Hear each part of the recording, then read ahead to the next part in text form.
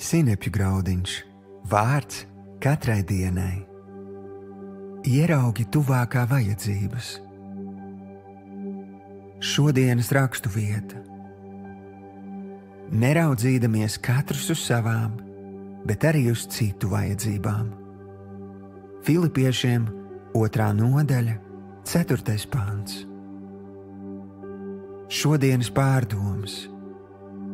Ikvienās svarīgās attiecībās mums ir iespēja sev pajautāt, vai es interesējos par man tuvo cilvēku vajadzībām?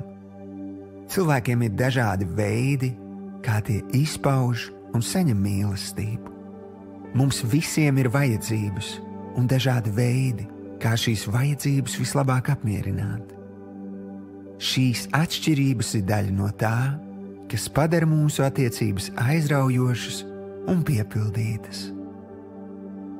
Apņemies veltīt laiku, lai noskaidrotu, kas ir vajadzīgs taviem vistuvākajiem cilvēkiem un kā vislabāk apmierināt šīs vajadzības. Tas attiecas ne tikai uz ģimeni, bet arī uz citām attiecībām tavā dzīvē. Tas satuvinās tevi ar taviem tuviniekiem. Tev veidosies jēgpilna un piepildīta sadraudzība ar cilvēkiem ap tevi. Tu pamanīsi, ka koncentrējoties uz citu vajadzībām, dzīve iegūst jaunu kvalitāti un mērķi. Šodienas lūgšana. Tēvs, paldies, ka tu rūpējies par katru, kurš piesauc tevi.